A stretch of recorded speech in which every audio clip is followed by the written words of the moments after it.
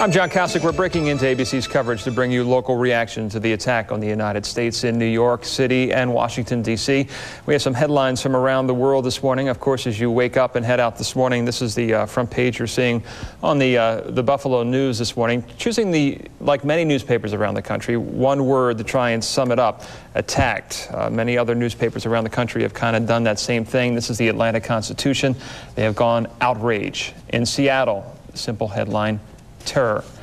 In Anchorage Daily News in Alaska, horrifying. This is the front page of the New York Times talking about the U.S. under attack. This one's a little tough to make out, but it's the Sun in London, and it says simply, "Day that changed the world," which is a day we will long remember. The New York Post this morning, "An act of war."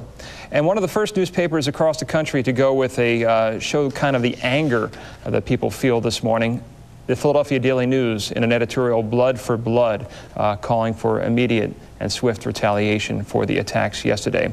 We want to bring you up to date on the events that did unfold over the course of the past 24 hours. We have some pictures of the first of a pair of hijacked commercial jetliners that slammed into the Twin World Trade Center's towers just after 9 yesterday. This was shot from the ground as firefighters were just testing a manhole, and you can see the first plane going into the first World Trade Center. Of course, that was followed by another plane that went into the second tower. The search continues at this hour for survivors as they look to recover bodies this morning. Another hijacked plane crashed into the Pentagon later, as you see in these pictures. Officials there say the number dead or wounded in this attack could be up to 800. And then, of course, another jet crashed just outside of Pittsburgh, Pennsylvania. Well, it continues to be an anxious time for hundreds of families waiting to hear from their loved ones this morning. But good news has already arrived for some Western New Yorkers from Ingram Micro, who were at a convention on the 78th floor of the World Trade Center. 30-year-old Amy Phillips of East Aurora was in one of those towers at the time of the crash. Her family waited for hours to hear from her. And finally, the call came that she was okay, thanks to the heroic efforts of New York City firefighters. As they were going down the stairs, the firefighters with all their gear were going up the stairs. And these people were clapping and saying, "Thank you, thank you." And little did these people going down the stairs know that these firefighters weren't coming out. These kids made it out, and those firefighters didn't. Aaron wasn't sure what happened to Amy. Then finally she got the call from someone from Ingram Micro saying her daughter was okay. Minutes later, she heard from her daughter herself. Well, the Air Force Reserve Station in Niagara Falls has been called into action late last night. Two New York City Air Guard KC-135R tanker refuelers took off from the base and headed eastbound. Eyewitness News has learned that the planes and about a dozen crew members that go along with them have been pressed into service by the governor. The big jets are full of fuel, and they will be refueling other military aircraft along the East Coast, presumably from the New York City area and south to the Washington, D.C. area.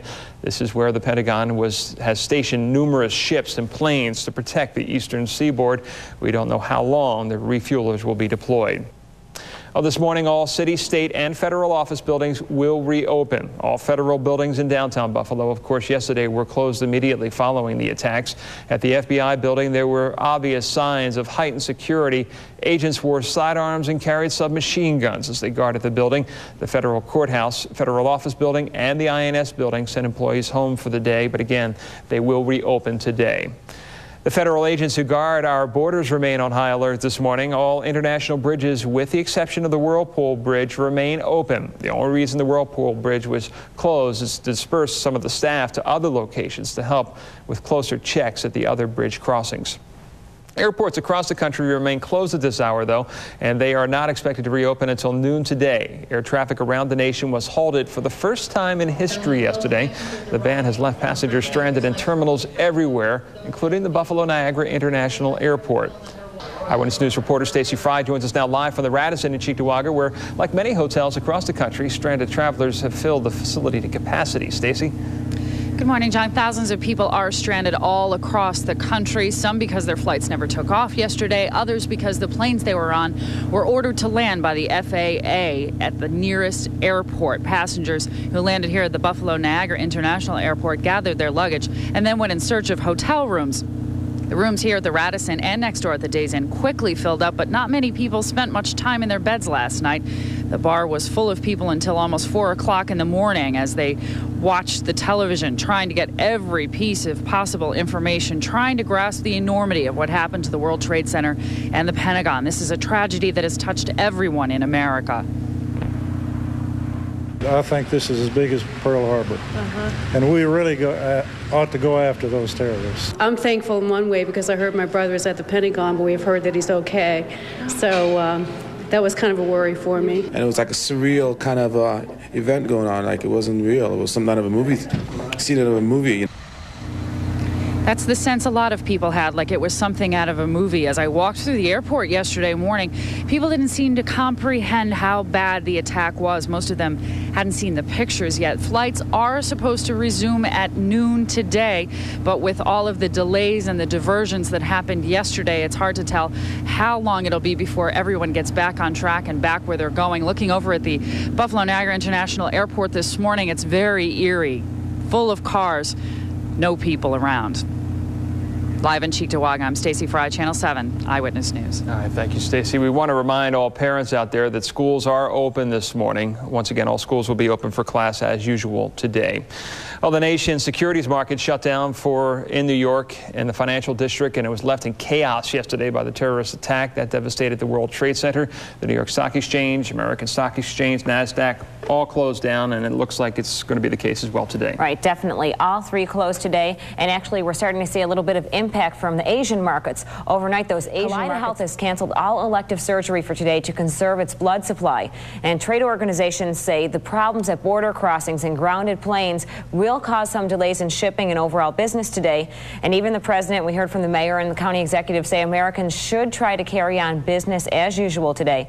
John, for many companies, that means still trying to contact their New York offices to see if their fellow employees across the state are still alive, if they're okay, if their families are dealing with this as well as they can. All right, thank you, Elizabeth Carey. Time now is 6:09. Life does go on as normal today for those returning to business and school, and Tracy's outside with a look at what we can expect weather-wise. Tracy? Weather-wise today, John, things are going to be quiet and actually pleasantly nice. Yesterday we had a high temperature of 74, a good deal of sunshine. Today we're looking for more sunshine and your temperatures will be slightly higher. Starting off with your bus stop forecast this morning, partly sunny conditions. That is well below normal, and temperatures will not get back to normal to the middle of next week. Let's look at your weather, John. Now back to you. Thank you, Tracy. We now want to rejoin ABC with their coverage of the terrorist attack. We will see you back here again in about 19 minutes at 6:30. Now back to ABC. World Trade Center building, where basically you now have a 5-story tall mass of rubble.